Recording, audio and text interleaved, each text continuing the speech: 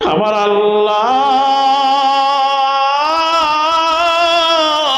ডাক দিয়ে কয় গোলাম, দুনিয়ার সব জায়গার দরজা যদি তোর জন্য বন্ধ হয়ে যায়, একমাত্র আমি আল্লাহ আমার দরজা তোর জন্য খুলে দেই। জোরে কোন সুবহানাল্লাহ। আল্লাহ খুলে দেন। আল্লাহ কয় তোর গায়ের গন্ধ আমি দেখি না, তোর অন্তরের ভিতরে যে প্রেম ভালোবাসা আমার জন্য আছে, এই জিনিসটাই আমি আল্লাহ দেখি। জোরে কোন সুবহানাল্লাহ। আরে আইয়ুব নবীর 3টা স্ত্রী বিদায় নিয়ে নিল, একমাত্র স্ত্রী রয়েছে। সুবহানাল্লাহ কোন।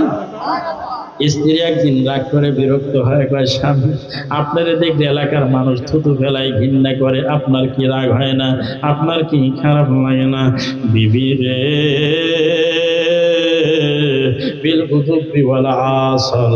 আল্লাহ সকালে একবার আইসা আমারে জিজ্ঞেস করে, আইয়ুব আমি তোরে পোকা দিলাম, ঘা দিলাম, তোর পোকা ঠিক ঠিক করে সমস্ত শরীরটা কামড়ায় কামড়ায় খায়।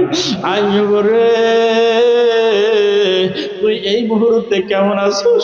আইয়ুব আলাইহিস সালাম এই ঘা মাখা অবস্থায় পোকা মাকড় কামড়ায় কামড়ায় খায়। আইয়ুব নবী ডাক দিয়ে আরশের দিকে তাকায় কয়, বলিল হামদুলিল্লাহ।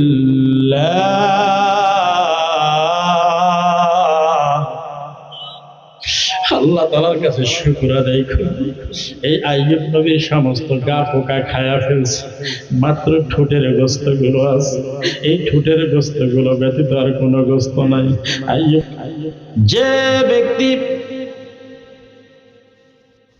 এই দুনিয়ায় কেবলমাত্র সুস্থ মাথায় সুস্থ ব্রেনে আল্লাহর শুকর আর আল্লাহর প্রশংসা আদায় করবে, মহান আল্লাহ তাআলা ডাক দিয়ে কয়, বান্দা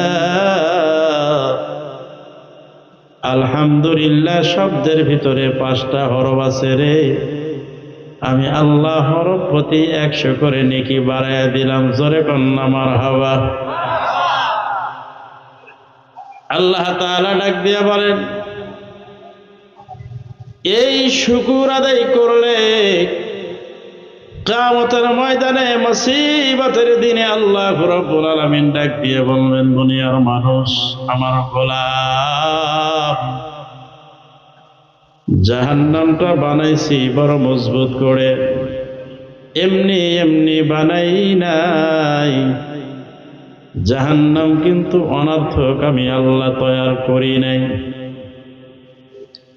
এই জাহান্নামে যাবে কারা? এই জাহান্নামের আগুন লাগবে কার গায়ে? আল্লাহ তাআলা কোরআন এবং হাদিস দ্বারা প্রমাণ করেছেন। কাজে আমি যে কথাগুলো আমি তুলে ধরছি বন্ধু, আল্লাহ তাআলাকে ডাক দিলে আল্লাহ খুশি হয়ে যায়। জোরে কোন সুবহানাল্লাহ। 1 নম্বরে সুবহানাল্লাহি ওয়া বিহামদিহি সুবহানাল্লাহিল আযীম, সুবহানাল্লাহ ওয়াল হামদুলিল্লাহ ওয়া লা ইলাহা ইল্লাল্লাহু আল্লাহু আকবার। তামলাহুল মিজান, মিজানের পাল্লাটা ভার হয়ে যাবে, নেকির পাল্লাটা ওজন হয়ে যাবে। আল্লাহ যে কিয়ামতের ময়দানে দাঁড়ায় থাকবে, না হলেও কমপক্ষে 50,000 বছর দাঁড়ায় থাকবে। আকাশের দিকে তাকায়া নফসি নফসি করে কাঁদবে, জান্নাতের দরজার সামনে ভিড় জমাবে, জান্নাতের দরজার সামনে যায় বলবে, আল্লাহ একটা সুযোগ দেন, আমি নামাজি ছিলাম, আল্লাহ একটা সুযোগ দেন, আমি দুনিয়াতে ভালো ছিলাম। বাজানো আপনার তালার চাবি দিয়া আমার তালা খুলবে না, আমার তালার চাবি দিয়া আপনার তালা খুলবে না। কথা বলেন ঠিক না ঠিক? তাহলে বোঝা গেল যার যার চাবি আর যার যার কবরের সামানা মাল তৈরি করে যাওয়া লাগবে, ঠিক কিনা বলেন? মালাকুল মউত আজরাইল সর্বহালতে সর্বদা মালাকুল মউত এসে একটা থাপ্পড় দিয়ে রুহটা বের করে নিয়ে যাবে। এমন সিস্টেম করে আল্লাহ তাআলা বানাইছে।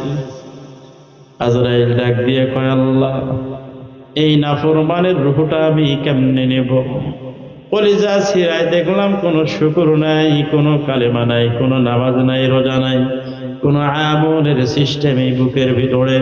বামদুদের 2 আঙ্গুল নিচের কলবের ঘর, যেই জায়গায় আল্লাহ তুমি থাকো, মুমিনের কলবে আল্লাহ থাকে, ওই জায়গার ভিতরে আল্লাহ কোনো সিফাত, কোনো গুণ ইসলামের পাই নাই।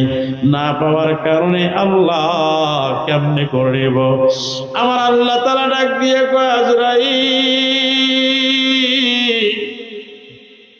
রূহটা এমন করে না যেন একটা জীবিত ছাগল, একটা জীবিত খাসিকে উল্টা দিক দিয়ে চামড়া ছুরাইলে যেমন সে কষ্ট পায়, এর চাইতেও ভয়ঙ্কর করে তার রূহটা তুমি নিয়ে নাও। আমরা ডাক দিয়ে বললাম, আল্লাহ তুমি বলেছ ওসিলাতে, এমন একটা ওসিলা হয়ে যাবে আল্লাহ। ওই যে গজিয়াবাড়ি মাহফিলে তাফসির পেশ করেছেন ওলামায়ে কেরাম, সেখানে বসে বসে তাদের মুখটা দেখেছি, আর এত সুন্দর লাইটিং প্যান্ডেলের ভিতরে এসে বসেছি।